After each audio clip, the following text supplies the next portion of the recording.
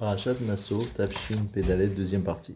Donc on a présenté un petit peu la paracha de la Sota, qu'est-ce qui lui arrive si elle a fauté. Alors au départ, la Torah a donné une expression assez spéciale. Elle a dit la chose suivante.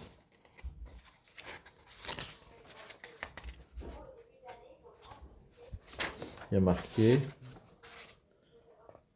parle aux enfants d'Israël et tu leur diras, un homme dont la femme va se détourner, ou ma'ala bo ma'al, et elle va le trahir.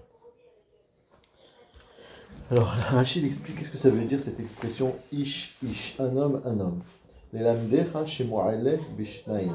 Ça t'apprend qu'elle trahit deux personnes, deux hommes. Vous voyez marqué ish, ish, c'est pour te dire qu'en fait sa traduction, elle a à voir avec deux hommes. Mais ish milchama chez ma'ala, sur l'homme de guerre qui est en haut, isha milemata, et sur son mari qui est en bas. Autrement dit, lorsqu'elle a trahi son mari, est-ce qu'elle est allée avec un autre homme? Alors cette femme a commis une double trahison. D'une part, elle trahit son mari, puisqu'elle était liée avec lui par le pacte du mariage, mais en même temps, sa trahison trahit Hachem, qu'on appelle Ish Milchama, l'homme qui fait la guerre. Donc il a une appellation Ish Kaviachol, et la Torah elle souligne qu'en faisant cette avéra et en se séparant de son mari pour aller avec un autre homme, elle a fait une double trahison. Demande Rav Aaron Lev Yehuda Steinman. Il dit, je ne comprends pas pourquoi c'est particulier à cette avéra particulière d'adultère de dire qu'elle a trahi Hachem. Et si elle a volé, et si elle a mangé non cachère, est-ce qu'elle n'a pas trahi Hachem en n'accomplissant pas la mitzvah qui lui incombait? Peut-être que oui, les Chora. Donc pourquoi ici on parle d'une trahison particulière par rapport à cette avéra-là? Ça c'est la question qu'il demande.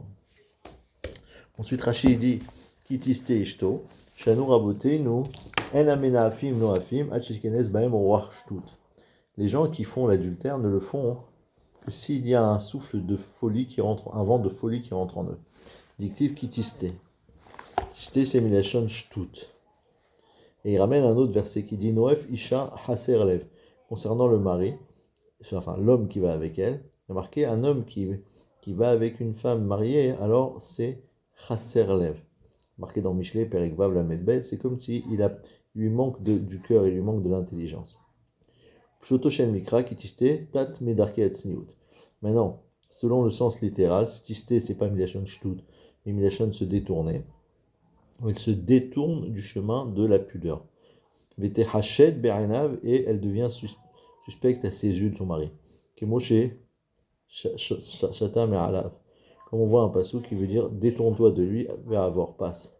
Al Yashit El Darkecha El Darkea Libera. Al Yashit El Darkea Libera. Que ton cœur ne soit pas intéressé par ses chemins à elle. Autrement dit, de quoi il s'agit? Il s'agit de nous dire comment on traduit ce mot kitiste. Est-ce que le mot kitiste signifie qu'elle s'est détournée du droit chemin, ou est-ce qu'il signifie qu'elle a eu un moment de folie? Un moment de folie. C'est ça le sujet.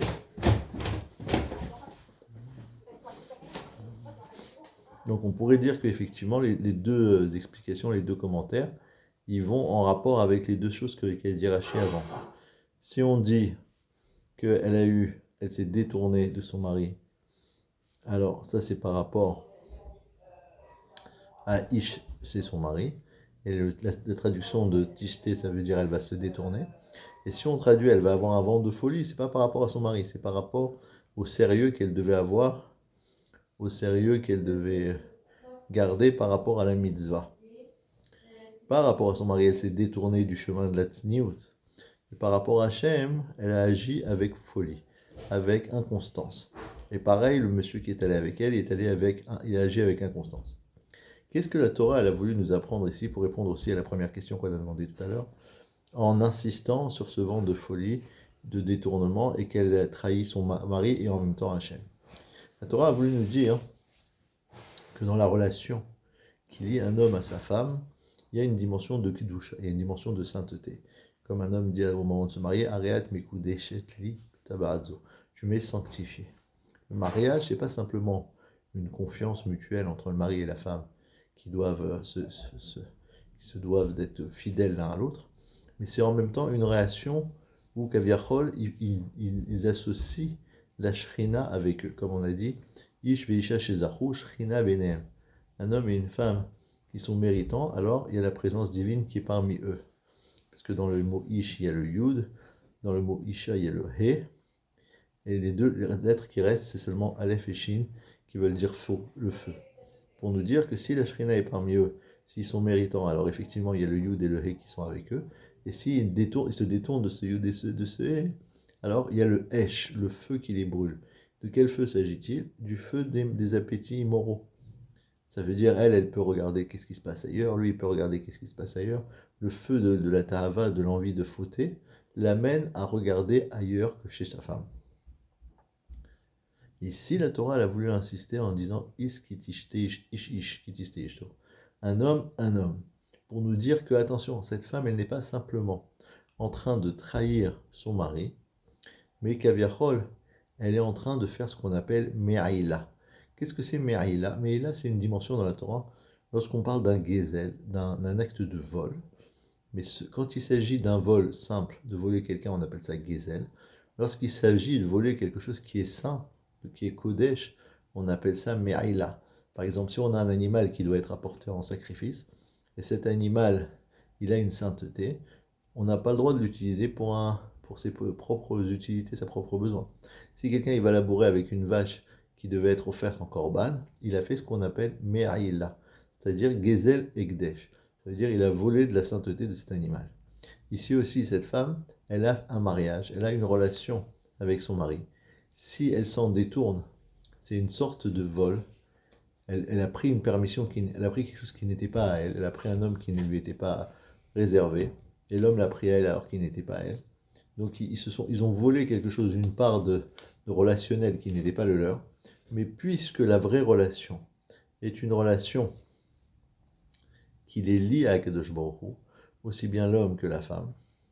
Quand un homme se lie à une femme, il se lie en même temps à Hachem, qui sanctifie cette relation. Celle qui s'en détourne, alors elle accomplit cet acte de Me'ila. D'accord? Donc ça, c'est une leçon que la Torah nous a donnée, que si la femme et l'homme ont clair à l'esprit la Gdusha, la sainteté qu'il y a dans le mariage, et la présence divine qui est dans leur mariage, alors ils seront plus gardés de ce type de Avera, de ce type de faute. Et sinon, la Torah les ramène à la réalité, en disant qu'il doit apporter un korban pour elle, un sacrifice pour sa femme, qu'on doit lui faire boire cette eau spéciale. C'est exactement le troisième associé qu'Aviachol Akadosh Baruch Hu qui vient régler le problème qu'il y a dans leur harmonie du couple. Si effectivement elle n'a pas fauté, alors Akadosh Baruch Hu dit c'est pas grave. Le troisième élément est là, Kaviachol, pour redonner une force à ce couple, parce qu'elle va maintenant avoir des enfants si elle n'en avait pas avant, et si elle en avait qui n'étaient pas beaux, elle en aura des beaux. Et par contre, si elle a fauté, alors que je est là pour dire, voilà, moi je faisais partie de cette relation, et je suis là pour trahir le fait que cette relation ne s'est pas placée comme elle se devait. Et pour empêcher que le mari continue à vivre, le vrai mari, continue à vivre avec une femme qui a fauté, bien évidemment.